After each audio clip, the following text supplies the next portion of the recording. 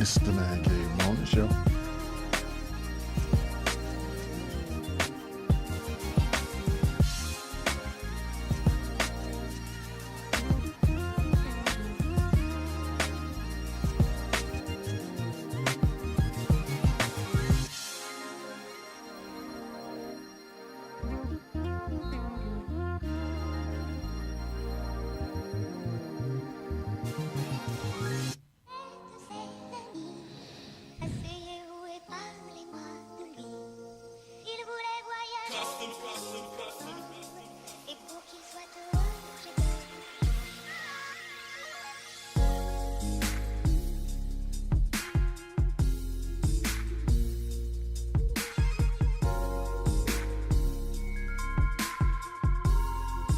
It's the Man Cave Morning Show.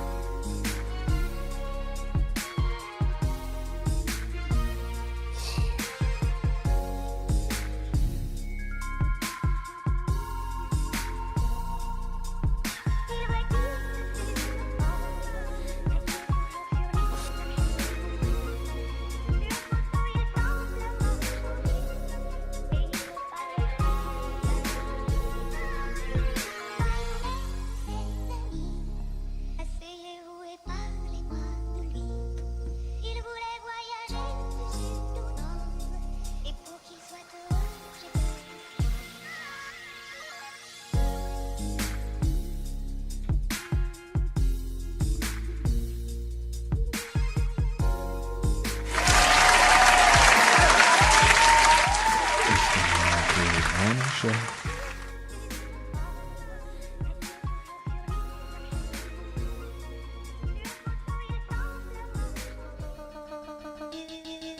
Wyclef Jean, BKS1 Radio, let's go. This is Essence Atkins, and this is BKS1 Radio. Hi, this is Melba Moore, and you're listening to BKS1 Radio. Yo, check it out. What's the deal? This the chef. Giving a big shout out to my peoples. Big KS, you already know what it is. Salute. What's up? It's your girl Monifa, and I'm hanging with BKS1 Radio. Hi, I'm Iyanla Van Zandt, and you're listening to BKS1 Radio. BKS Radio, baby. Hey, this is Jasmine Guy for BKS1 Radio. What's going on? This is Lamont Brooker, and this is BKS1 Radio. Shout out to BKS1, the best kept damn secret in the business. Hey, what's up? This is Raven Goodwin from BET's Being Mary Jane, and shout out to BKS1. Hi, this is Leon, and you're watching BKS1 Radio. BKS1. God bless y'all.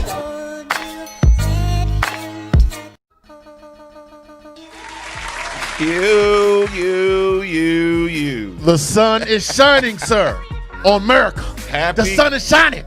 Happy Monday, people. Salute, peace, and blessings. Good afternoon, America. Listen. America, excuse me. It's America again. Yes. No longer America. It's America again. Yes. Good afternoon, America. How y'all doing? We missed you, America. First and foremost, welcome to the Man Cave Midday Show. Mazel tov. Morning show, afternoon show, depending on what part of the world you live in on. Yes. All right. Salute. I got to give you a pound. I'm happy, man. Salute. Shout out to my dude. Man with the plan, and together we understand. We call him what? Deacon Woo. Wakanda forever. I'm just humbly storming on the general. El Jefe. What up? Hello, America. Yes. Happy Monday. Happy Monday. So, let's jump right into this, man. Listen, today not even planned show, none of that, whatever. We're going to talk. We're going to laugh. We're going to get serious. We're going to do a little bit of everything. Yes, sir. So it's just crazy, right? Crazy. I think, what was it, Saturday they announced it? Saturday. So yes. Friday night, a lot of us were glued, that's interested in the election. And that's interested in politics and what's going on with the world. A lot of us were glued to MSNBC, Fox News, CNN, yada, yada, yada. Okay. Wake up Saturday morning. President-elect Joe Biden, Vice President-elect Kamala Harris. That's right. I'm like, whoa, wow. So, PA. Philly stand up. Pulled it over the top. That's right. Pulled it over the top. Philly stand up. Some people happy about it. Some people ain't. I don't know where you stand. You know where I stand. I know where you stand. But I'm just saying, now we got work to do. Yes. Now we got a lot of work to do, right? We got a lot of work to do. But that work don't begin until January 20th, right? What is it, 20th, 26th? January 20th. 20th, right? But I'm hearing all the hoopla. Hold your horses. Donald ain't done yet. What a petulant Wait child. a minute. Hold your horses. My God. So here's my thing. Where do you stand with that? Does anybody actually, I want somebody to either call in and put it in the comment section. Does anybody actually believe that he could do something to overturn this election legitimately? To overturn the results? I don't think he legitimately can, but he can stir up his base. And them good old boys with them pickup trucks running around the country causing havoc in America. Right. He can do that. But legally, I don't think there's anything he can do. Doesn't matter whether he concedes or not. He's a loser. Facts. So you gotta go. Facts. You gotta go. Shout out to David Lamar Williams. Shout out to Denise Sparrow. Shout out to Pamela Swain. Hey, Pamela. Shout out to Christy Wells. Shout out to Ingrid Judge. Shout out to Sam C. Peace and blessings, y'all. Hope y'all had a great weekend. There's just so many mixed reviews, but the crazy thing about this whole thing, people were literally dancing in the streets. Yes. Across the world. Yes. Across the country. The world. Every major city, whatever, people were dancing and partying in the streets. Except a few people. Except some. I really won. They stole it. It's fake. 75 million people voted for Joe Biden and Kamala Harris. Some people voted for them because they love their policies. Some people voted because they trust them. Some people voted because they just don't like Trump. So when you say don't like Trump, so you don't like to be lied to? You don't like to be condescended to? You don't like immature behavior? You don't like disrespect? They like, just don't like what he represents. And what does he represent? There are people, I mean, everything that's just wrong, man. Yeah. That's just wrong with people in general. Yes. You know what I'm saying? It's our like darker nature. It's like our expectations of teachers. Yes. Of government, people in government. Right. Of law enforcement. Leaders are some type of decency. You know, when you look and at compassion. When you look at these people that we're supposed to trust, right? We know teachers do foul things. We know politicians do foul things. We know law enforcement does foul things. We know, and the list goes on. Parents, anybody that's in a leadership position, you expect to show some type of decency. Right. You know what I'm saying? Some type of morals. You know what I'm saying? Some type of integrity. This is what our expectations are. You know what I'm saying? When it comes to law enforcement, when it comes to politicians, when it comes to teachers, when it comes to parents, when it comes to anybody that's an authority figure. And I just think that for the past 4 years, he didn't represent any type of integrity, right? Any type of moral fiber, just any type of decency. Where, because if you did represent all of that, people would not be dancing in the streets by the droves because you are not in power any longer. You know what I'm saying? And then you disrespect one of our most sacred institutions, which is elections, which is the democratic process of choosing your leader. You disrespect it. It was fraud. It was voter fraud. It was voter suppression. It was everything that you have tried. You know what I'm saying? Again, this man is known for projecting. Let's take a call. Caller from the 919. State your name where you calling from. You on the Man Cave Show. What's good? Hey, what's good? No, can you hear me? Yes, sir. Can hear you loud and clear.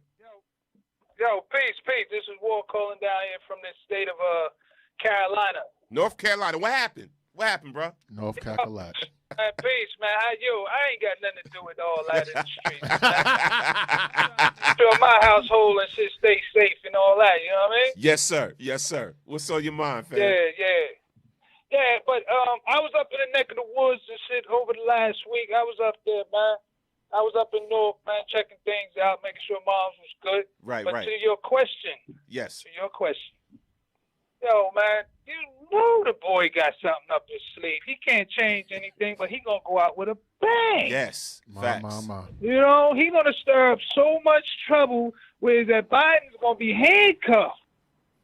You know, and poor Kamala, she got to come up there with some outfits to at least appeal to them people. Yeah.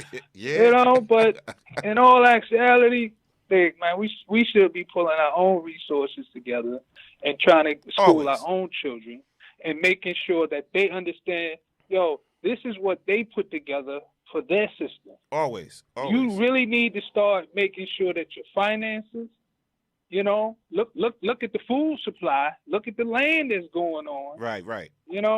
Start preparing yourself for stuff like that. Whatever they got going on for about, he's the president, this and that. Better start understanding what y'all need to do for us. You know what I mean? I think. I'm all with the hoopla. Yeah, happy, joy. But that public service bill, that water bill, that mortgage bill. Right.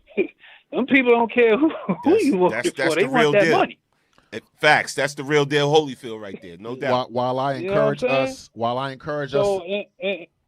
ahead, Will. While I encourage us to get our stuff together, politics is a real thing, and local politics in particular. We as a constituency should make demands. It is good that we stand together, but we should also be politically active to change the face of this country, just like other constituencies do. I am very happy. I'm overjoyed. But now the work begins to demand what we want in our community. Period. And there's several ways to skin a cat, and one of them is politics. And hey, we got the presidency. Let's push. Let's get it. Okay. And my thing is, I did vote in my local elections. I voted for all the appeals Supreme Court judge that came up. I even did my research as far as like all the state Supreme Court, they came up for a re-election. I was on them.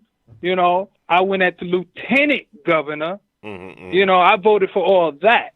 But far as nationally, right. See, listen, let me get my house here in order.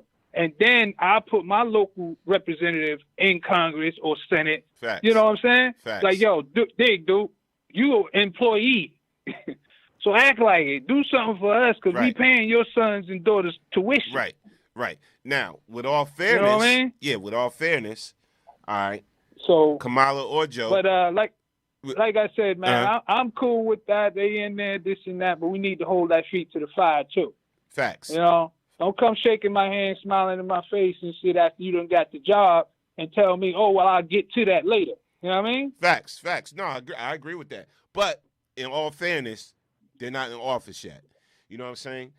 They won the election. They won the election, but they didn't have a chance to do anything yet. So we can't even go at them.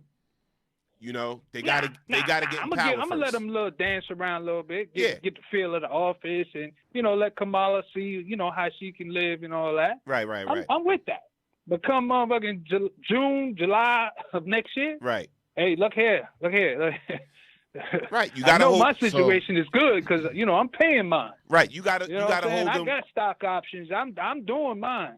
Believe me. Right. You gotta hold them accountable. You know what I'm saying? You gotta hold them accountable. Like anybody. But see, the same thing with just when Trump was in office. Like nobody really held him accountable. Nobody. Nobody held him accountable for nothing. Yeah. So I think that it will behoove us to stand against wickedness, to stand against spiritual wickedness in high places. So when you're looking at a person that holds the office of the quote-unquote most powerful individual in the world, do we make a statement as a country and as a people to say we're compassionate, we don't lie, we're mature, we hold each other accountable for our actions, we don't appeal to our base and our lower nature, this violence, these mass shootings, these police brutalities, all of this stuff, it's encouraged by the person that particularly sits in the chair now. So while people can argue back and forth as to whether it matters or whether it doesn't, character dictates, morality dictates, whatever religion that you say you represent, truth, justice, equality, compassion, and not lying. I've seen this man lie for 4 years straight and silence people that tell the truth. So the culture of the country has to change. Back to the truth. Are they politicians? They can't do nothing, blah, blah, blah, everything that we say. Yes, but the culture of wickedness has to be turned. You can't just overlook that and say, it doesn't matter. It does matter how we are represented to the world. It does, our institutions and who is running and who's in the position of power. A liar, an immature person, a sociopath, a hateful person, a vengeful person, dare I say a demonic person, should not stand on top of the pile. And righteous people need to speak out against it. I know the system is imperfect. I know it doesn't work for us. But righteous men and women have to stand up and say, no. No. You got to go. With that being said, and thanks, Walt, for calling in. We appreciate you. All right, peace, big. Respect. No doubt. Listen. So basically you saying, and righteous people got to speak up, whatever. So are you saying 70 million Americans are not righteous? Okay, I will say this. Is lying righteous? Is being non-compassionate righteous? Is pulling out guns on people and beating them up in the streets, is that righteous? Is not taking accountability for your actions? We all know the answer, but since you want me to call a spade, who the hell are you aligned with? That's what they stand for. That's what they represent. Whatever religion you got, And yes, you have a right to express your opinion, just like I have a right to express mine.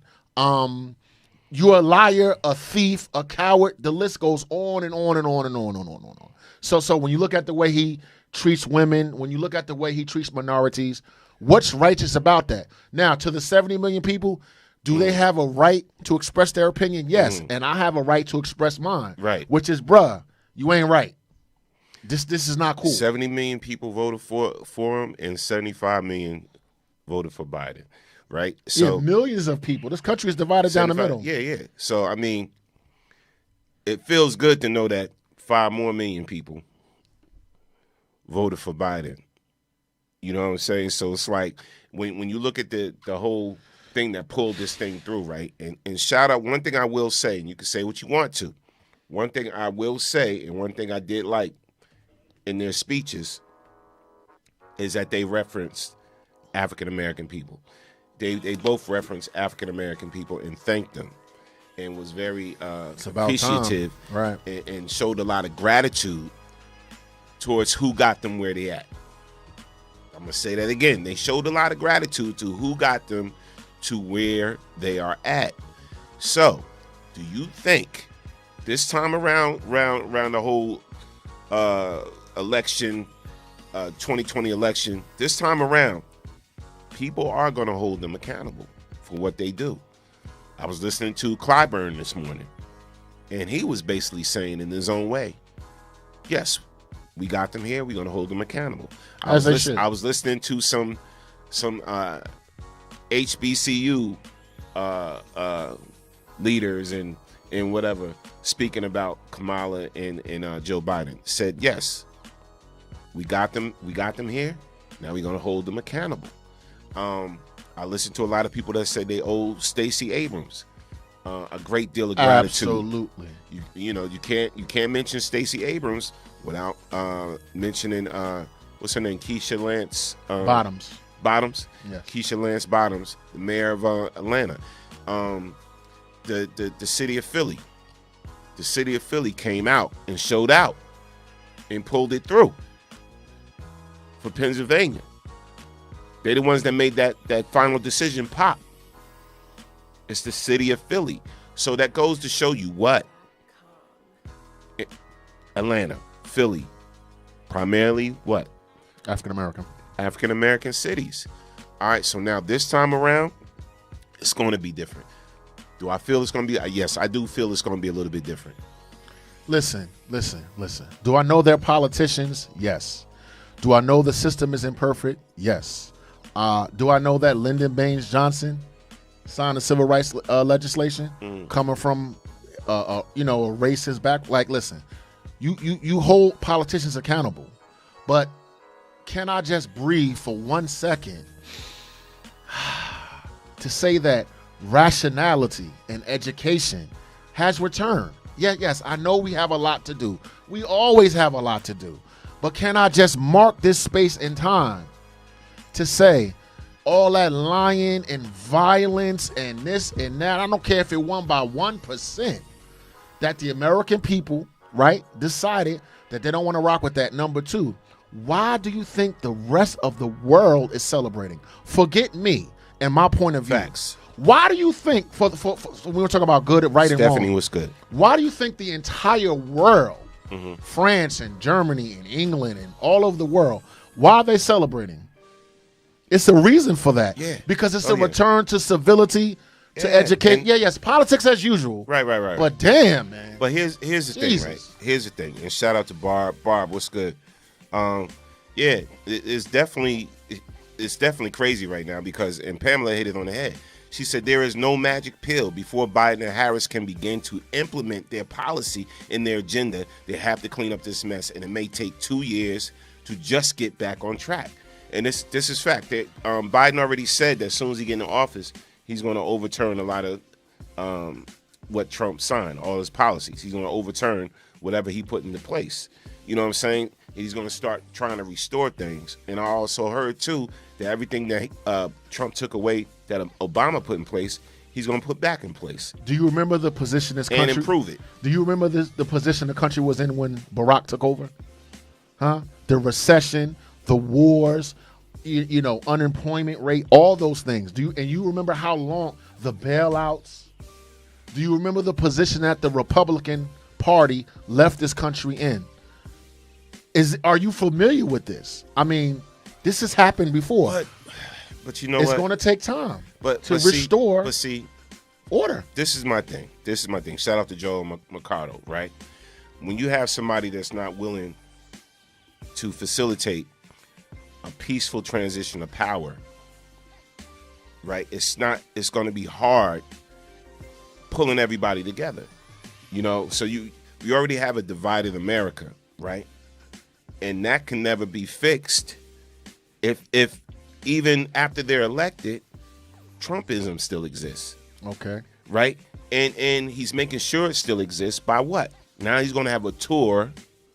Tour. He's putting together a tour just to go around America right now and hold these rallies just to say he's been cheated and that the election was fraudulent and all of this stuff. Everything that we stand for, right? He's going to go around the world and damage the credibility of our democracy throughout the whole world by holding these rallies and these tours just to say he was wrong, just to say he was cheated, just to say that it wasn't fair, just to say that he won. He still thinks in his mind he won.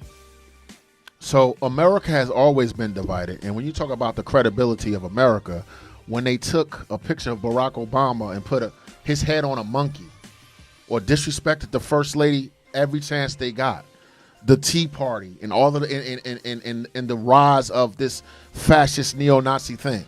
Nothing is new here, what I'm saying. Nothing is new. That side exists. It has existed and it will exist. So for me personally, just for me, I'm a little more hopeful. Yeah, I know I need to hold them accountable. I know what politicians are. I know how the systems works. But I've seen this before. I've seen this division, this hatred before. But there you go. But see, I've seen this before. You just said it, right? So how could anyone not believe in the power of the vote when you have a black man that's been elected to the highest office of the world twice? 2 times. Okay. Not one, but 2 times. Yes. Come on, man. Yes. So you know voting does actually work. It does actually work, people. And I get it. We got the woke people that says our vote don't count. We got the woke people that says nothing's going to change. I get it. Well, if you coming from that perspective, then you know what?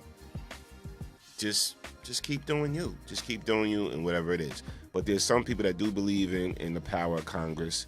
There's some people that do believe in the Senate. Congress and the Senate is just as important, if not more important, than the presidency.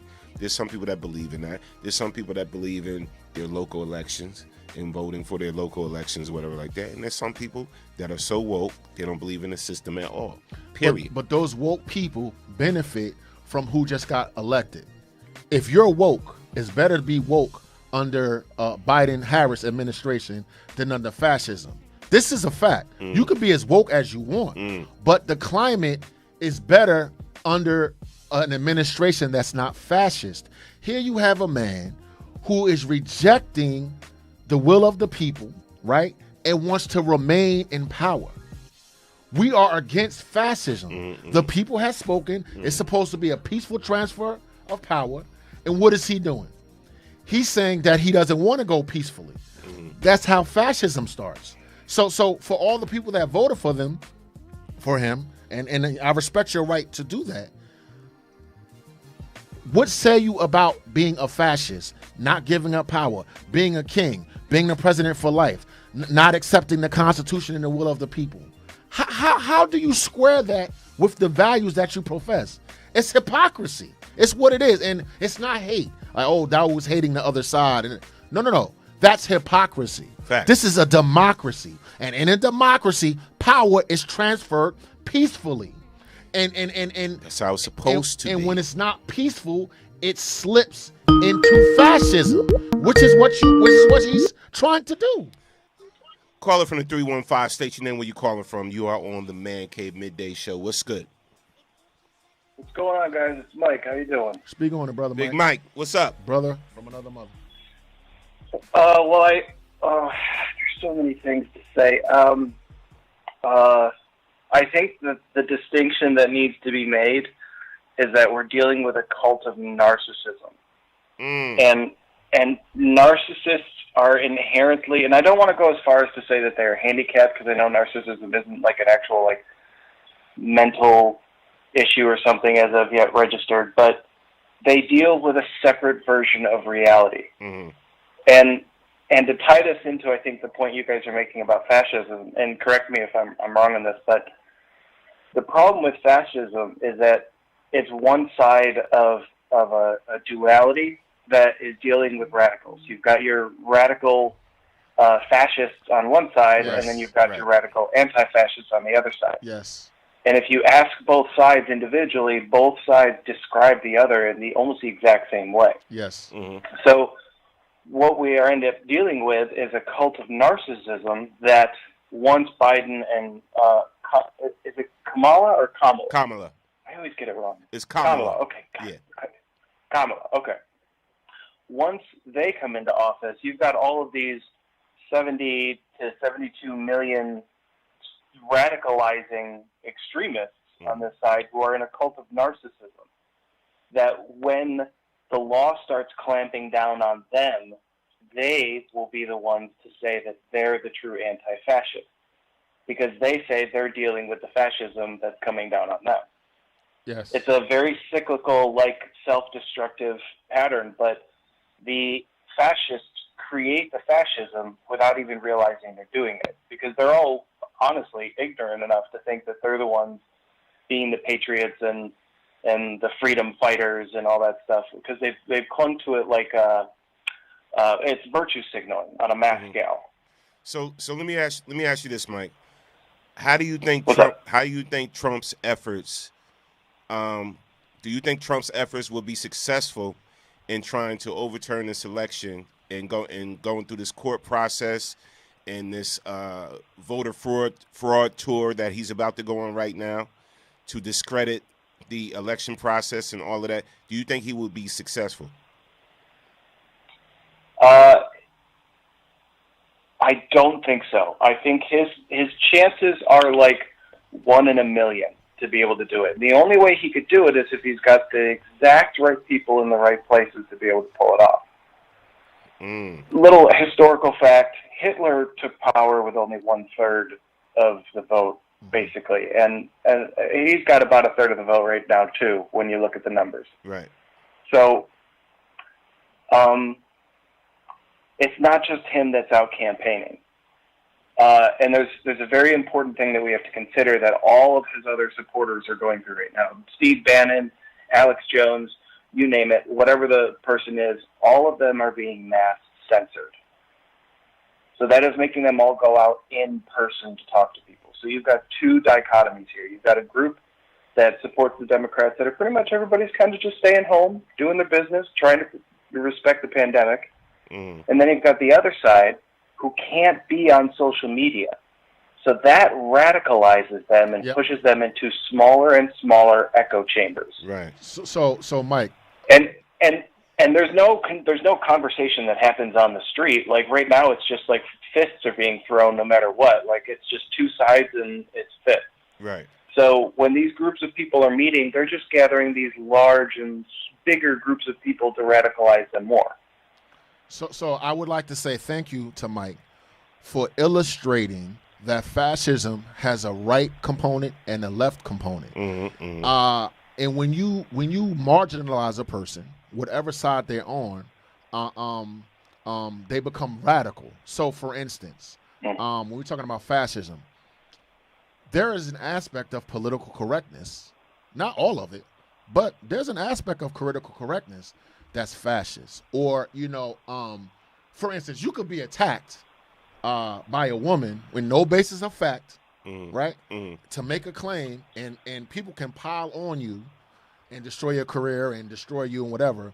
What I love about what Mike says is when you're talking about someone that does not see reality in an accurate fashion, but skewed either way, right, left or right, and you began to censor them either way, left or right, you see what happens. So what we can say and what we cannot say, what we're allowed to express, how we're censored, these type of things, that's the thing. On the other hand, the draconian, throwing people in jail and locking people up, it happens on both sides. So I wanted to thank Mike for encouraging us to see reality for the way it really is, not the way we feel, but the way it actually is. And a lot of people in this country live in echo chambers. So if you're on the left, all you do is see leftist ideals, or if you're on the right, and depending on who's on power, that's who gets censored. And then they go into these little cabals, and they come out fighting. Like, that's where the Tea Party came from. Yeah, definitely. And Mike, we want to thank you, bro, for sharing your view and your side of things. Always, we appreciate you. You guys were influencing and helping me vote. I'll tell you that much. I'll be up front. I had a hard time voting in the actual presidential part. Like, both of them, they're just Swiss cheese with too many issues. Yes. And for me, the lesser of two evils is just.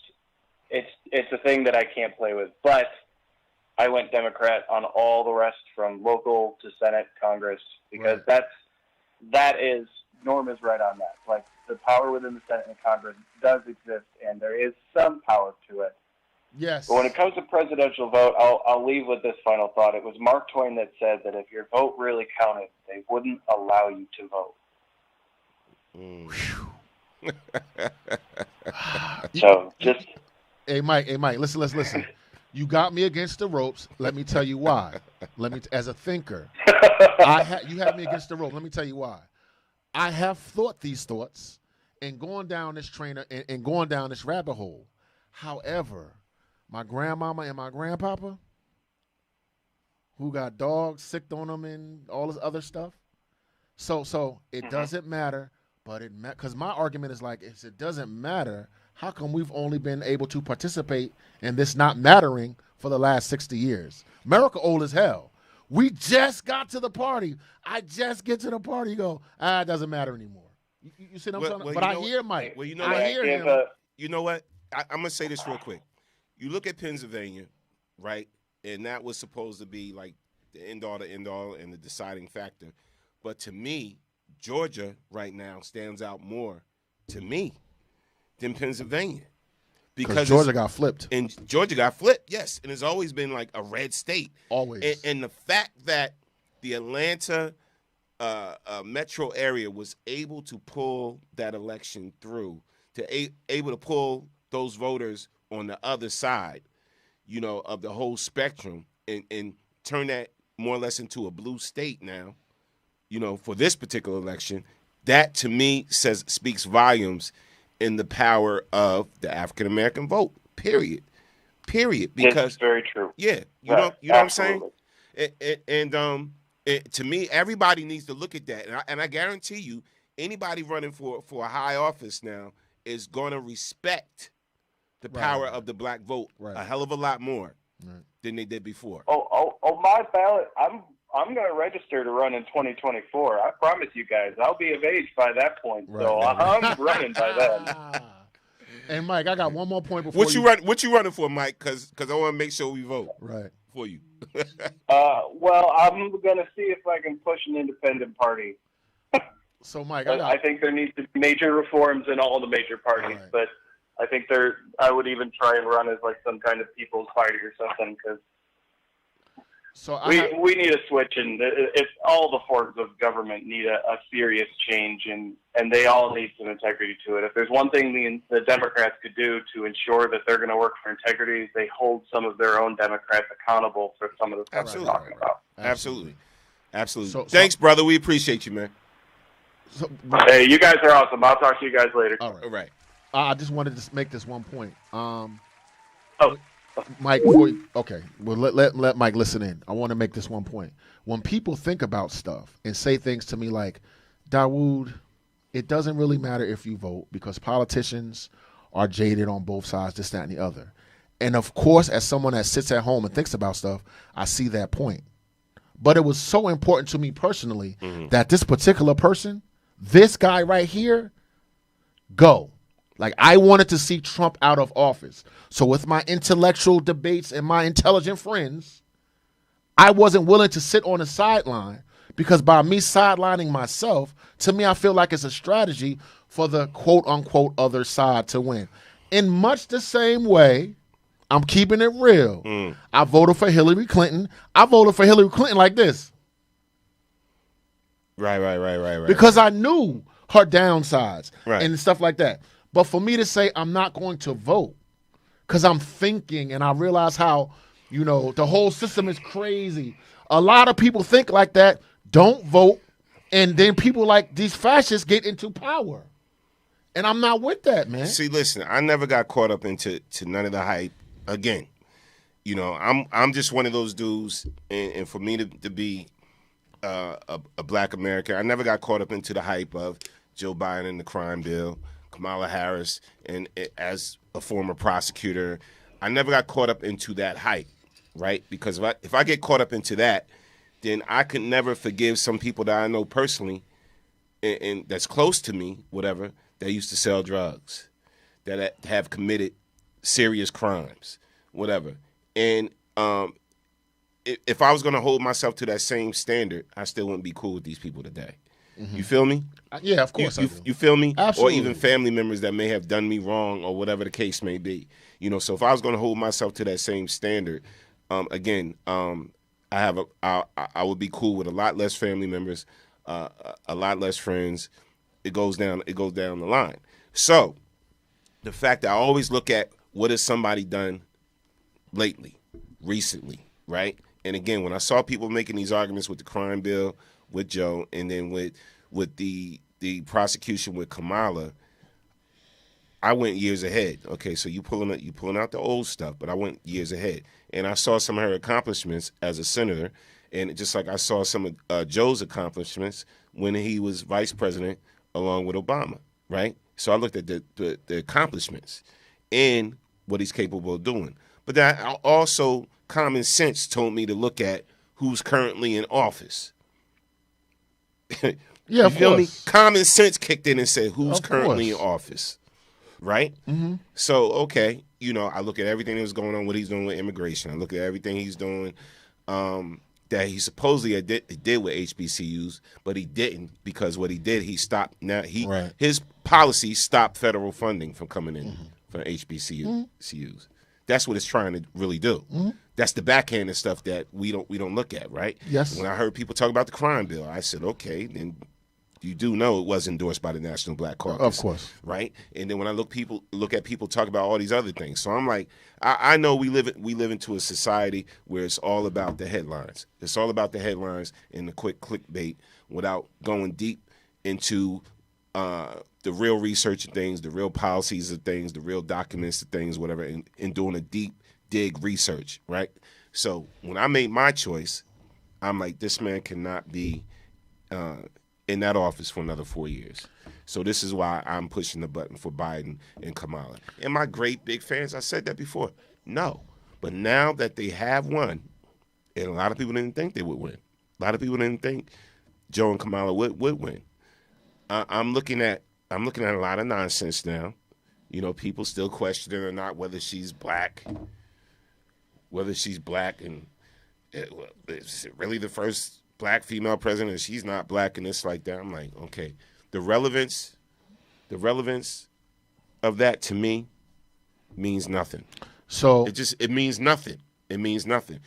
I'm more concerned at what are they going to do now once they get in power, because they're not in power yet. But once they get in power, what are they going to do? Are they going to hold true to everything that they said in those speeches and all of that? That's what I'm more concerned about. I just think a lot of times, our priorities get so effed up, man. It gets so effed up, and we so petty where we don't look at the big picture. I see a lot of nonsense. I see nonsense like this. Let's talk about nonsense, right? Because let's talk about nonsense, right? So I see this where people putting out this picture of her with the Kango on, flip to the back. You got the actual actress that played Harriet Tubman. Not in Harriet here. Tubman. Not Harriet, the actress, but yeah, not Harriet yeah. Tubman. So I guess this one that's disrespectful. This supposed to be the real one, whatever. But and then you got what's the Maya Angelou and what's that, Toni Morrison? Right. Toni Morrison and all of that. And I don't know who this is supposed to be on the right side. Is that Shirley Chisholm? I think it's supposed to be Shirley Chisholm or whatever. But what they doing? They playing spades. Yep. And then Kamala got the cell phone on the table with a Kango on with the Kango. All right. Very stereotypical. All right. But see, as this thing goes on, man, people focus more on the nonsense and the little petty BS than what's right in front of you. All right. And the changes that we need to make. All right. So it is what it is. You know, you make your own choices and you make your own decisions in what you think is best for your life. But go ahead. So I wanted to go back to the point about our people and watching out for the okie doke. Back in the day when we were in the country, the cities were run by white folk, and we had to stay where we were. And what began to happen? We began to what did they do? They redlined us and said we couldn't live here. Black folks can't live there. We got to keep them out. They did all of this gerrymandering and stuff like that. Next thing I know, they left the city, right? Said it was useless, right? And we took political power over the cities. And they said it doesn't matter. It absolutely doesn't matter because every time black people, for instance, move into a city, blah, blah, blah, blah, blah, blah. Okay. Next thing I know, that same city and that same thing, watch out for the okie doke, is now gentrified. So now we took the city. They said that we were thugs and animals and don't take care of our children, and we're you know, it's crime infested. And look. This is what happens to a city when black people take over it. Now, the same city we are now being run out of, losing our power and our position. It becomes gentrified, and that same crime-infested, quote-unquote, city is now, you know, selling lots for $1, you know, to the daggone acre. And now that same building that JoJo and them was shooting out at and selling crack at, that same building is worth $5 million. So watch this. Forgive me when people tell me it doesn't matter, because I've seen it matter and not matter and matter and not matter and not matter. What I'm saying is you're playing the long game. So politics, I'm so sorry, matters, and land matters. And not only that, General, keeping it and holding on to it and transferring it with generational wealth, because now when you look at Harlem ain't Harlem, bruh. Not the Harlem North we once ain't knew. North, bruh. Not the North. Now watch this. We once knew. So if we're so crime and flea infested, why come we got to go down? Now, why we got to leave the crime infested place? Because they run this game telling us it doesn't matter. So now that bombed out city, that white people said, look at what black people do when they want to destroy it. Now they come in and they gentrify it and take it back. Where does that leave us? That leaves us confused. That leaves us fighting amongst ourselves. That leaves us saying things like it doesn't matter if you vote. That leaves us saying that it doesn't matter if you become political. Well, okay, it doesn't matter as they usher your stupid ass out of power again. Let's read some comments. Shout out to everybody on the check-in. Shout out to Kwame. Kwame, what's good? What's good? Let's see. And I actually got that picture with Kamala and Shirley Chisholm. So disrespectful. And the fake Harriet Tubman. With the Newport and the backwards hat on. With the Newport. That's disrespectful. Yeah. I got that from her page and everything. I told her I was going to talk about it. But shout out to Ingrid. She said, ATL, shorty. Yeah, Ingrid Absolutely. said Clayton County, a predominantly black county, brought it on home for Georgia. And Kwame said harm reduction. Kwame also said it means something to me since we are caught up in first. Yeah, I don't, you know, my thing is, listen, man, some of you say Kamala is black. Some of you say she's black and Indian. Some of you say she's black and Asian, this, that, whatever like that. Man, listen, all I know is, right, if she wasn't a senator, right, if she wasn't a prosecutor, she wasn't in politics, and it was Kamala Harris from 3rd Street, and she got stopped by 5-0 or whatever like that, she's still going to have some problems. She's going to have some problems because they're not going to go into the fact of whether are you Asian? Wait a minute. Before I hit Is you your with this husband charge, Jewish? Before I lock your ass up. Right. Are you Asian? Or wait a minute. Are you white? Are you black? Are you Jamaican? Are you? We're not gonna go into all of that. Mm-hmm. At the end of the day, we seen this country. We seen how this country work. Man, there's really no gray area. There's no gray. It's either black or white, and that's basically what for we've us. Seeing. Yes, for us. So to sit there and go through a fine comb and like, is she black? Is she white? You know how I see it. You know how I see it, bro. Civilization. I always say. I say this all the time. Civilization started in Africa, right? I always felt that in my heart. That's how I see it. So technically, you know how I'm going to see things. I'm going to see things like all of us got some African up in us. All of us got some black up in us. But what does it, at the end of the day, what does it matter? Light skin, dark skin. So it don't matter. Not to me. The reason it can matter to you, not to me. The reason that you see such division amongst us is because we're created people and we are a programmed people. This is why once we get power, the first thing some of us do is take the power away or say that it doesn't matter or become critical of a person. You light skin, you dark skin, you're this, you're that. And we fight amongst ourselves. Why? Because we have been genetically programmed not to keep power. I need somebody to define this real quick, right? Shout out to C. King Parker. Peace and blessings. She ain't black. Okay, I need you. I'm going to start with you, bro. Define what black is. What is black? To me, black is what you identify with and what the world identifies you as. Okay. If that sister is riding in the car, right, with a baseball cap on, what color is she? Does if she walked up to you, right, and didn't say anything, will somebody be like, are you Indian?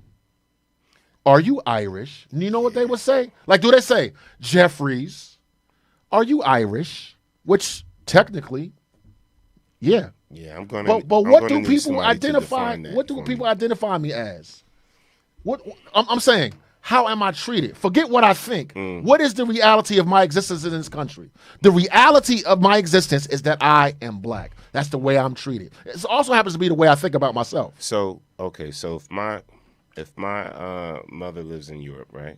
Yes. And my father lives in Europe, right? But I still came out looking like this, right? I'm just saying, am I European? Because you know how people equate being white with being European. You've heard that before. Absolutely. Right. So I'm a European, so I'm not black. I'm a European. Well, that's what some people would say. That's like a Dominican saying you're not black. Attributed to skin color.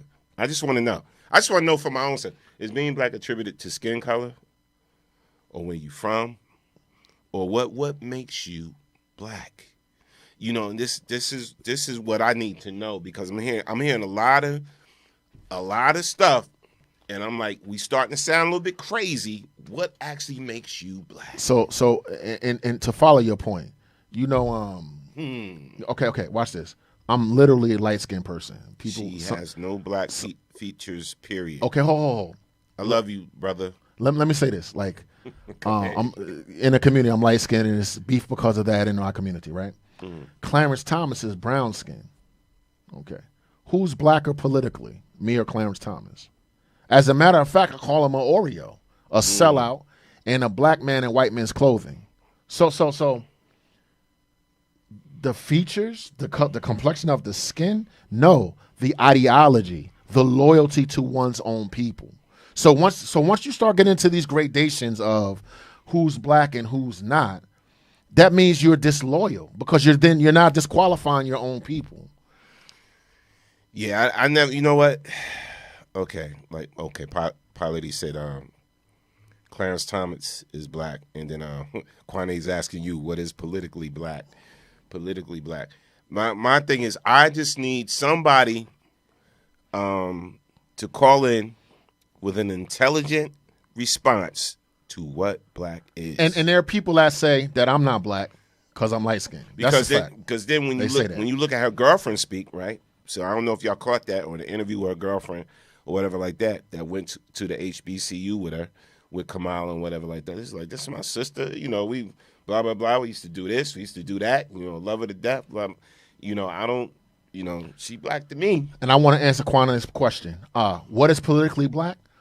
Politically black is a black person that does not right. What's good? Go ahead. That does not subscribe to the tenets of white supremacy and white superiority. That's what politically black is.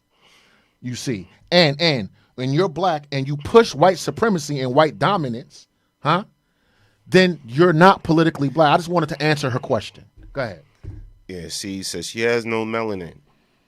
So you just said my mama ain't. You just said my mama not black, and bro. I'm the same complexion as her, so I don't have melanin either. So you're not black. And no, I'm not, according to that definition, because my mother is very light. Lacking melanin. Yeah. Yes. Then I got an auntie. Yes. That's lighter than my mom. So she's not black. And I got one more question. So my dark skinned people. Okay, so question. So watch this. The dark skinned mother of my children, right, produced someone, according to the king, without melanin, which is my daughter. Wait, because she's not. Kwame said you made that up. I think, yeah. Listen, caller for the 908. Hi, lady. How are you? All right, Pie Lady. I love you. Now listen, yes. I'm giving you and Woo the rules right now. I'm giving y'all the rules right now. You got a certain amount of time to make your point, and Woo, you got a certain amount of time to make your point. I know how y'all go at it. All right, we gonna have some fun, but please go ahead and explain your point real quick. I don't want. I see how Woo looking already. So love you, by the way, but go ahead. So like most words, there are different connotations and determinations depending on how you want to group and classify and how you want to empower or how you want to disenfranchise people. Mm-hmm.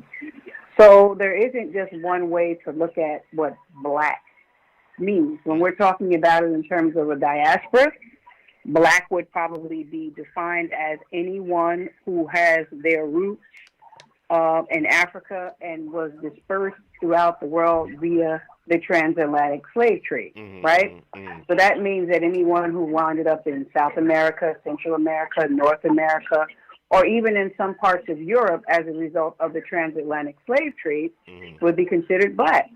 Black can also be defined as people who have phenotypes, or what we would say Negroidian features. And that goes beyond skin shade. That could be width of nose, thickness of lips, height of cheekbones, forehead, hair texture, right? So Negroidian features would also consider people to be black. And so that's why we have to kind of break that down. Now, I never say she's not black. She's black. But I do say she's not African American and a product of chattel slavery here in the United States. Right. There is a difference. Parents are immigrants. So let me ask you this, just based on what you just said, right? Based on what you just said, all right. So when I did the whole what you call that thing when you research your DNA and all of that? Ancestry DNA. Yes. So when I did that whole thing, and our family did that for our family reunion, right? So I found out that I didn't come from. We came from Africa. We descended from Africa, but we weren't slaves. So this is what I found out according to that thing. All right. So I don't know what is true or what's not true. So we were from Angola, and all of that, and supposedly we come from kings and queens, and we weren't enslaved, right? So, but somehow we got over here in America. Somehow we got over here. You know, our family moved over here, whatever the case may be. So, because I don't come from slave ancestry, am I black? Who says you don't come from slave ancestry? I mean, there were a lot of Africans. There were a lot of Africans that came here. There were a lot of Africans that came here to the United States prior to the transatlantic slave trade. All I said was according to Ancestry.com. Transatlantic slave trade. That's what they said. Angola might not have a legacy of slavery in the United States, but King Leopold and them and Portugal and them, please. They went up in there and they carved up parts of Africa too, and part of Africa they carved up was Angola, which is why there's such a connection between Cuba, right, and Angola. But Kwane, because Fidel Castro recognized for the the sake of Africans argument, for the sake of argument, Ancestry.com said they didn't trace no masters, none of that to my bloodline, right? To my bloodline. Whether I believe them or not, right? Or I know the family paid all that money to get all this done, right? To get all this done. So, with that being said, if they said there was no traces of slave roots in my history, does that take away my blackness? As I said before, there's several ways to define black. There's several ways to define black. You absolutely are for the continent of Africa, so that alone makes you black. You got thick lips, you got a wide nose, you black.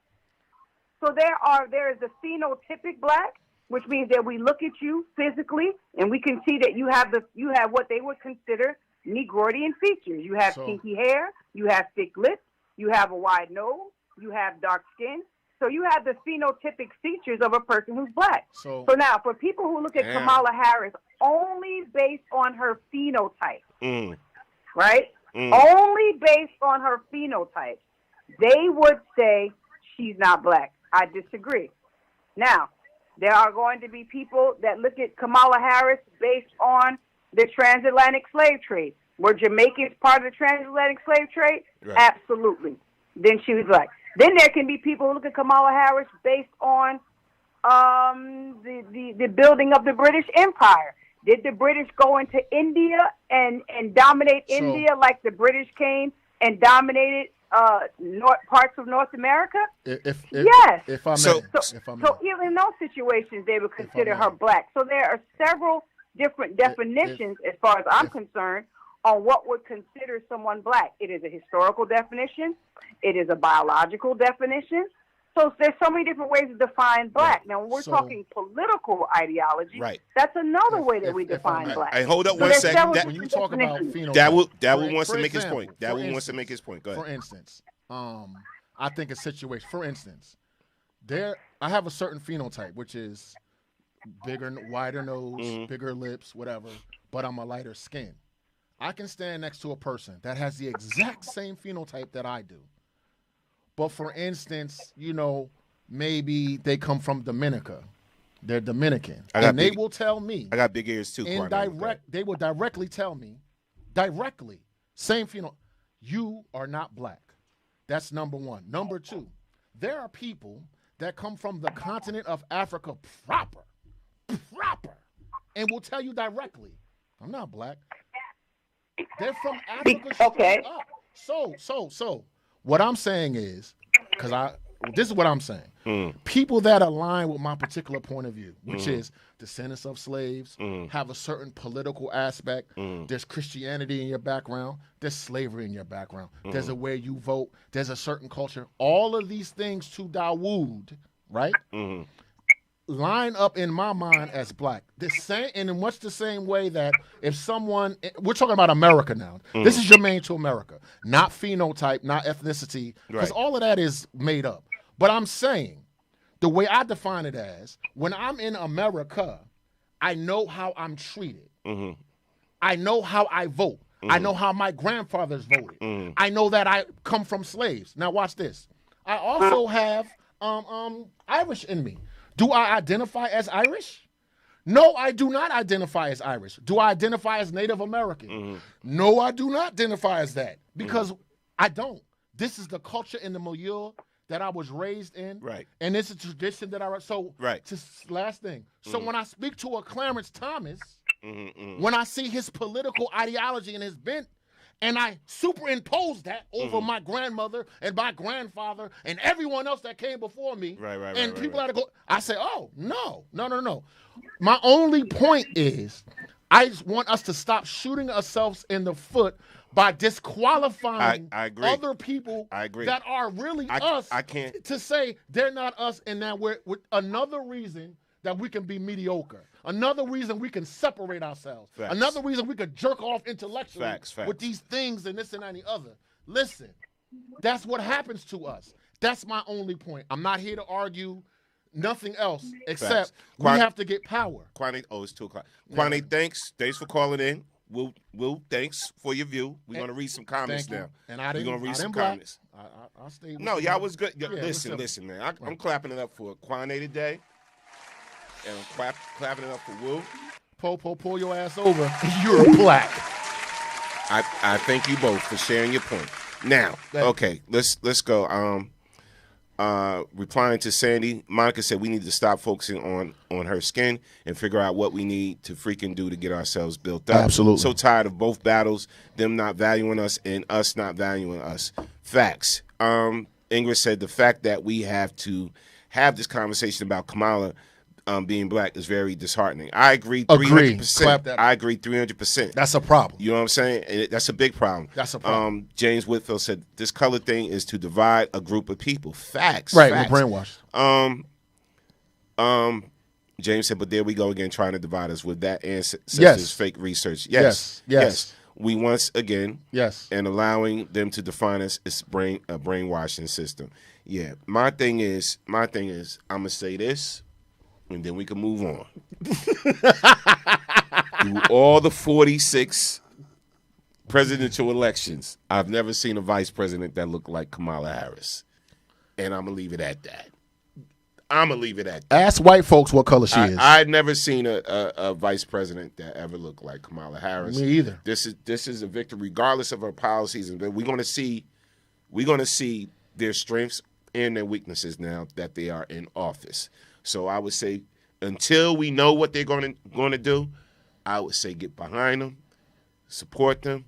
If you got problems with them, let them know. Let your congressman know. Let whoever you need to know that's in power, all right, to make some type of change. But take all your grievances up with them. But right now, they are currently not in power until January 20th. That's all I can say. I support that sister. I support Joe Biden right now. I do too. Until you give me a reason not to. I do too. Until they give me a reason not to. Caller from the 908. State your name when you're calling from. You on the Man Cave Show. Hey, what's up? This is James Whitfield, Dembski the Scrambler, a.k.a. Black Rambo. Black and I Rambo. just want to make a quick... What's good? Hey, how you doing, gentlemen? Yes, sir. I just want to make a quick assessment. And I think as black folks, we got to empower ourselves to be in charge of what is defining for us. We can no longer allow them to define us. Since the beginning of our time, they've been writing our history, leading out perfect and prominent things within our history that supports us. And we know this now. We know this as mature adults, mature black men that lived in this world for at least 40 years. We know that they have purposely miseducated us. So I don't even prescribe to Ancestry.com or wherever they say genetically I came from. Right. I agree. Prescribe to who looks like me. And we know that the black man, according to science, is the original man. Anybody else is spawned from the black man. So when you look at a black man and you see them in power like Kamala, whatever she's doing, I'm behind until she showed me something that takes away my trust and respect for her. Let me clap that up. You're behind it until she does that. Exactly. Yes. That's what I'm saying. Right. I'm not saying black people are always right. We're not going to do that. No. We're not going to say white people are always right. But until she does something to disqualify my trust, I'm going to trust her to do the right thing for a group of people that you know have always been disregarded. Yes. We have learned something in each of these elections. Yes. One thing I've learned is that we do have power. And when they want to exercise it, and I told one of my brothers yesterday, for years I thought my vote didn't count. But in order to get a man out that they didn't want in, they made sure it counted this time. Yes. They made sure. So we understand how they puppeteer and play with the law, play with the system to suit whatever narrative they want. Now that we know the game, we got to learn how to play chess with them. Checkers is over. We can't sit up here and act like everything is on our sleeve. We got to be a little more cerebral and understand how to work this system. Because it can be worked. Let's get behind Camilla. Let's get behind Biden. Kamala. until they show us they untrustworthy. Thank you. Yeah. Simple and I'm gonna clap that up, bro. Thank you. I'm gonna clap that up because my Thank thing is you. my thing is I'm so tired of us being divided on bullshit. We get divided on bullshit all the and time. petty shit all the time. It's so easy to divide us. You know what I'm saying? And this is why we are under the most one of the most attacked races in the world, because they know it's easy to divide us on dumb shit. It's very easy, and it's like I'm like, come on, y'all don't get that. And when I see nonsense, you know, I got to a point to where I stopped responding. Me too. I just stopped responding to a lot of the nonsense and just a lot of the foolishness, man, because I'm like, really, you know, like, is that our main component right now? Are we really focused on what color Kamala is? So what I want to see is us that we don't attack each other. That's what's getting on my nerves. I know who our enemy is and blah blah blah, but we love to hear ourselves talk, and we love to attack and pull one another down, and I'm against that, and it has to stop. It has to. It's ignorant. It just doesn't. As soon as we get a toehold on anything, other people that look just like us start running their mouth, and we lose. Yeah, I even heard that I was related to John Wilkes Booth. I'm not happy about that. According to, because you know, part of my family is Bradley. Yeah. Part of my family is Booths. Yeah. So when you see somebody with the last name Booths, I'm related to Fowlers, Williams, Boykins, all these names, right? So like Jimsky said, Ancestry.com, it don't define me. You know, I'm not going to allow anybody else or any type of system put together to define who I am or whatever like that. I define who I am. You know what I'm saying? So, and you know what's so go ahead. You know what's so funny about that? When I first did the Ancestry.com, this is what pissed me off. First of all, we know history as far as much as we could tell it.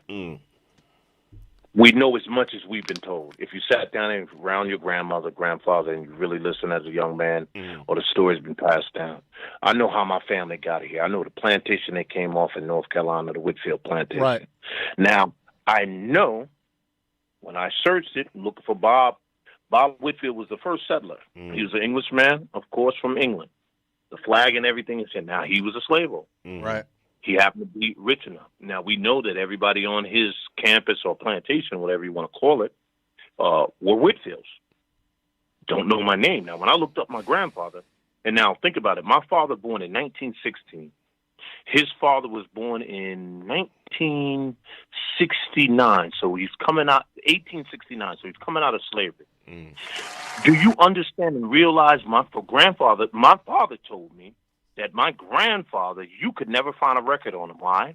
He was a field slave. They was in the fields. So there was no records of field slaves. If you wasn't a house slave, they didn't take no birth record. That's right. I mean, so a plantation owner could have 50 slaves on and don't even know unless he going out somewhere and giving a head count. Because kids were sold off, different families were split up. Right. If you wasn't a house slave, you really didn't have a specific record on birth, dates, names, all that stuff is done. So when you go to Ancestry.com and try to pull up your line, it's going to stop at some point unless your people will happen to be privileged as slaves being in a different area. Right. Do I believe they're 100% accurate? Hell no. Do I believe they 80% accurate? Hell no. Do I believe they got some accuracy in it, in their system of how they go back and research things? Possibly. But I still don't define who I am based on the information that they provide for me. That's all I'm saying. We'll go ahead. So what I would encourage us to do. Appreciate you, bro. Respect. What I would encourage us to do is to watch out for the okie doke and to be depowered once again. For instance, it was a plantation, and the slave owner had children. Okay, but those children he didn't keep in the house. He kept in the field. Right. That is the father of the slaves there. And that's where a lot of us come from. Now, are those people black? Yes or no? You were NIGGA. So I feel like it's another way to divide us. Last thing. If I go and they say, you're 75% Europe. I don't know. You're 75% European, you know, like from Ireland and England. And that's what it says. I'm not black. You see what I'm trying to say? Like, it's divisive. Like it's very divisive, man. And like I said, divisive. Like I said before, all these cases we seen, George Floyd, Trayvon Martin, whatever like that. Do you think at the time, right before they was murdered, they cared? You're 75% European. You know what? You're 80% European. Right. Don't kill him. That's right. Come on, man. Come on. You are 40% Irish. Stop it. Wait a minute. Get that knee off his neck. Last time I checked, it don't matter. It wasn't no Bradleys and no Jeffreys in Africa, fam. Yeah. Come on. Yeah. That's why I'm like, miss me with that. Somewhere along the line, I got the name Bradley. Somewhere along the line, and I got Jeffrey. And it don't come from the motherland. I'm sorry to tell you. Nah, stop. So what are you talking about? Man? I say this 8 million times on every daggone show probably. Again, division is the devil's greatest tool. Greatest weapon ever used, man. Stop letting us be divided on dumb shit. On BS. We so easily just get divided on nonsense, man. And ready to war with each other and fight with each other and argue with each other over nonsense. It's okay to disagree and have different opinions and views, but when it gets out of hand and it turns into something else, now we can't even unite for a common cause, that something we need to unite for, because we're mad about the pettiness and we're mad about the BS. Enough is enough. So shout out to Valita. Valita was good. She said, I thought if you had an ounce of black blood in you, you were black. I thought that too. I don't know, man. I don't know. That's what I was so. You remember when Trump was running and all the Republicans lost their mind, and rightfully so. They talked about his character and who he represented, this and the other, right? The same people that was dogging him out. Once that man became president, what did they do? They stood in unity. And you know what they did? Mm-hmm. They got over 200 judges elected. Black people, look at your open enemy and learn some things, please. Facts. So Chad Smith said they still never yet to talk about stimulus. Well, here's the thing, man. Again, they're not in position a position of power until January 20th. And then, you know, I got income coming in, so I'm not worried about a stimulus check. So that's just me. But for all those that do need it, because a lot of people do need it with this coronavirus situation, that's a key component, you know, into helping them out economically. Now, with that being said, I'm quite sure the Congress will raise that issue of stimulus check again. Senate will raise that issue of coronavirus relief again. I'm quite sure that's going to be in a factor, right?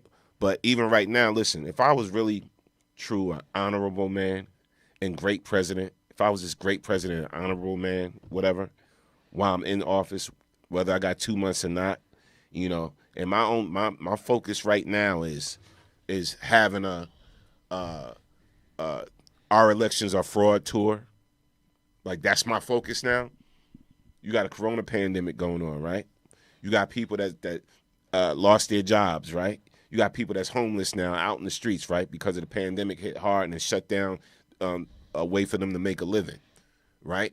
That should be an issue that this great man, this great president that 70 million of y'all voted for, that should be his primary concern. And that's the reason why he lost the election, because it was not his primary concern. That should tell you something in a nutshell. All right? So, you know, I would be on the phone like, okay, can we get this stimulus package thing? But maybe people will rock with them. Can we get this for the people? For the people? For the people? And once you start to forget the people and all you could think about is yourself, it starts to show. So as we wrap up, it's two men that I really admire, all right? Tavis Smiley and Cornel West. Like, I really admire both those guys. Whatever you think about, whatever I do, I admire them. Brother, when Barack Obama was president, they was on his ass on television, waving a flag every single day, talking about, you know, where Barack was deficient. It was Tavis and West, Tavis, all the time. When Trump came on, I ain't see the same vitriol and the same. You know what I'm just. This is what I noticed. Like they was all over, but I ain't heard from them two brothers. You know, I have because I found. But you understand what I'm saying? Like every single time we get a foothold, one of us knocks ourselves down. I'm not a sycophant. I'm not just a blind follower. But as a reformed woke person, with all these conspiracy theories and these things that you don't want to see happen, you can become ineffectual when you do not have a seat at the table of power. Why are we so unwilling to be? And I'm not talking about going to meet with Trump. No, that's stupid. I know the difference. But what I'm saying is they're not even out the gates. They're not even in office, and there are people on there chirping at them. They're not even in power yet. And because I point this out, they say that I'm in a matrix or I'm a follower, whatever. They're attacking before they're literally in power. Yeah, and that's what we do.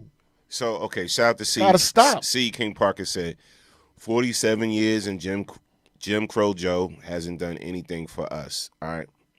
But he gonna do something. No, but listen. He gonna do something. Listen. I guarantee you that. All right, for us. Let's go make him do something. Let's talk about the for us thing, right? What is the list? What is the list in his 47 years that you wanted him to do for us? What is it exactly? Because when I hear that, I'm like, okay, what is it exactly that you want them to do for us? All right, what is it? Give me a list. Give me a little bit. Just give me a few things. What do you want them to do for us? Right.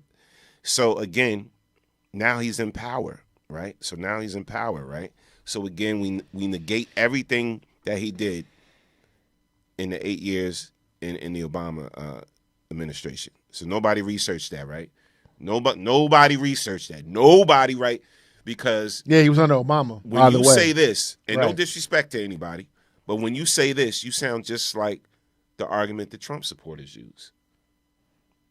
That's their argument. He's been in power 47 years. What has he done? Remember that's what they ran on.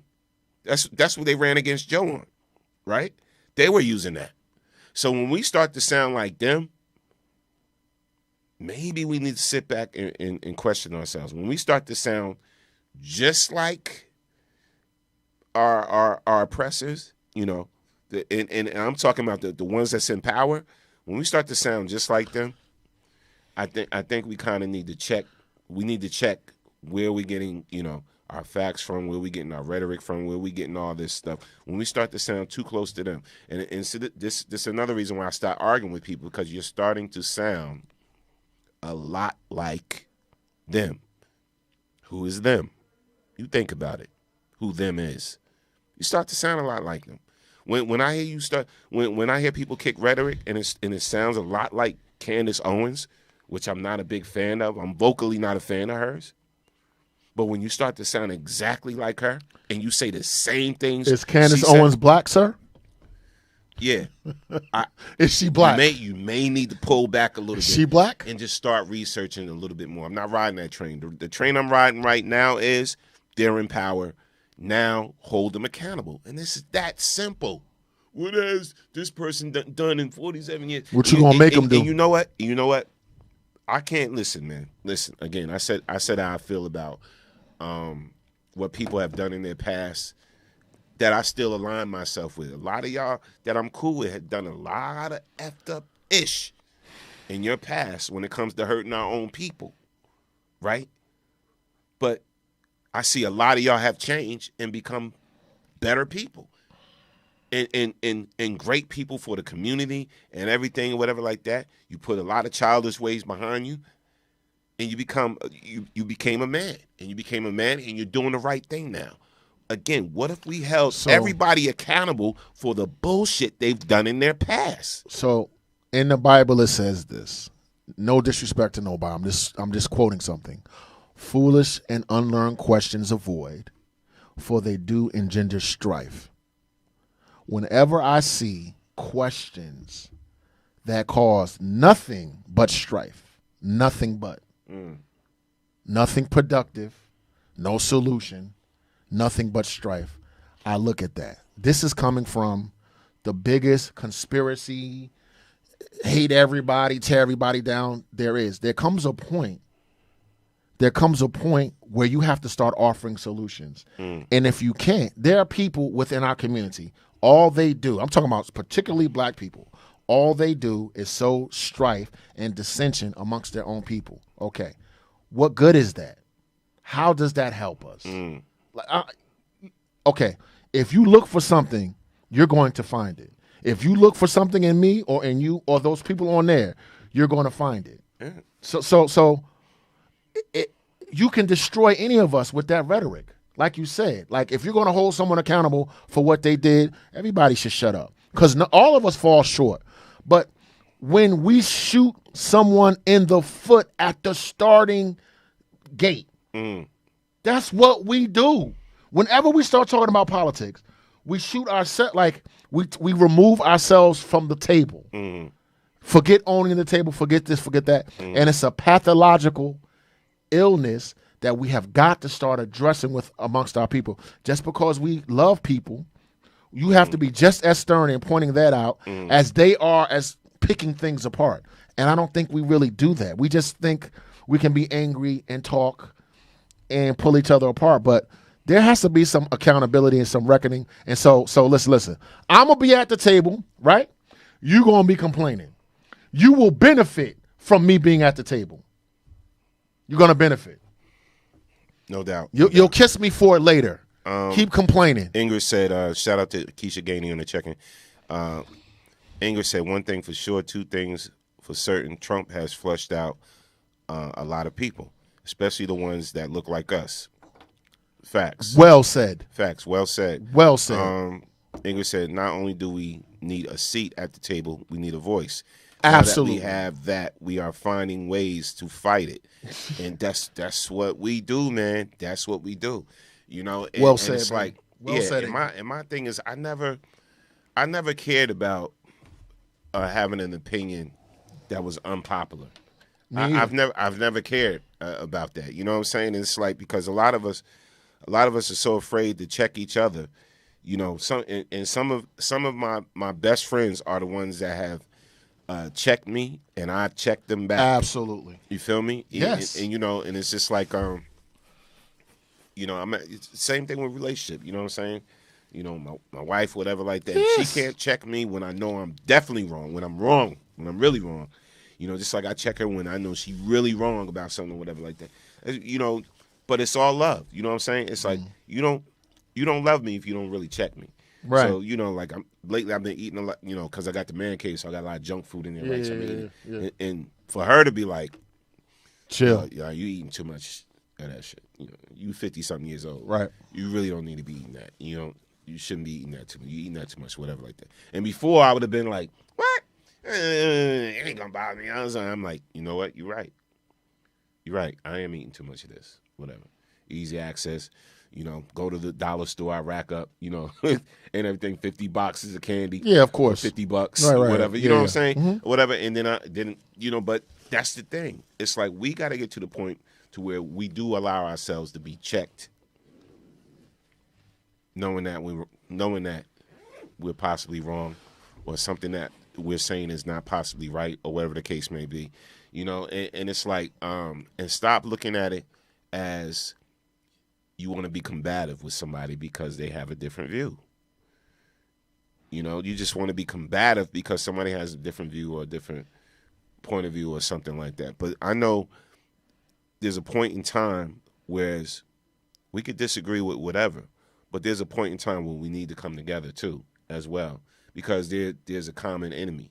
And we have to start being able to recognize our common enemy and come together and work, all right, to find a solution with whatever the problem is. Real talk. So in conclusion, you know, I thought as a child, I acted as a child, but when I became a man, I put away childish things. You are seeing the growth pains of what maturity looks like because we have not been at this table but for 60 years. So I can understand that. But we're here for the smoke. It's not hate, but we have to mature into power. We have to start maturing. I am not 19 years old. I'm a grown man with grown responsibilities, and I can see that I want to leave the system that I'm born in better. You know, me complaining about stuff and not changing it, I'm not going to be around but for so many years. Mature, please. And as someone who likes to hear themselves talk, listen. Facts. Listen a little more, please. Listen and research. That's all I can say. Yeah, right. Listen and do proper research on things, whatever, you know. Goodbye, Donald Trump. And then realize too that your view of life is not everyone's view of life, and not the end. And your view can change with information and light. Yeah. Yes. Your view can change with the proper information. Doesn't make you a hypocrite. Yeah. Or a sellout or whatever you want to call. Listen, man. Listen, it's fun. It's funny, man. We even go through half our videos and different stories we wanted to show today, and it's already 2:30, man. Listen, we want to thank everybody for rocking out with us. We got to have some music. We got to come back with some music again. Yeah, that's coming up. That's coming up. Some music is coming up and everything. But we want to thank everybody for joining us on the Man Cave Show today. It's the Man Cave Morning Show. Peace and blessings. Hope you enjoyed the show. Hope you enjoyed the dialogue. I hope we all enjoyed just us sharing our different views and opinions, and that's what it's all about, man. That's what makes this country we live in so great, because everybody has a different view, opinion, and General, my great-great-grandfather wasn't a Cherokee like they told me. He was a white man. Bye! Hey. Grandpa was white. Hey. And my whole family was like, no, you're the Blackfoot, Chippewa. No. Listen, Caucasian. Listen, I have Caucasians in my family. I have my grandpa was white. Latino in my family. Blackfoot. I mean, come on, man. It's just I'm at a point to where it's Cherokee, Blackfoot. How do you treat me? That's where I'm at now with life. And who you loyal to. And how do you treat me? That's damn right. How do you treat me? Damn right. Birthday goes around. You know what? I get more texts from my boy, and I'm going to say this. So I have a friend. He happens to be Caucasian, right? He's now back in the States. He was living out of the country for a while. He lives in Virginia now and everything. I get more texts from him just saying, no, how's everything going, brother? You good? Everything all right? Yo, when you coming to visit? When you come to see me? Blah, blah, blah, blah, blah. I get more of that from him than anybody else. Not calling anybody out, but I get that, you know, because sometimes, you know, it's not about, you know, the profession. It's not about what I do. It's not about this, that, whatever, what you need from me, or whatever the case may be, whatever. I get more of that from him than anybody else. Every time I'm live on the air, live on the internet, he's tuned in. Every time. In general, I got white friends. So you want me to be mad at somebody just because they don't look like me? Hell no. I got white friends. You're gonna have to give me another reason than just that. That listen to me spit this every single day, and they still my friend, and they don't. I'm just saying. You feel me? And they don't defriend me. But you feel me? They listen to me talk. But they support. So yeah. So at like the white man, the end of the day, I love everybody. I love you all. Peace and blessings. It's the Man and I love you guys. So what kind of everything you can do about it? Peace and blessings. You already know what it is, man. This show's never about us. It's always about you. Because you are the next best kept secret. Peace and blessings. We out. Think.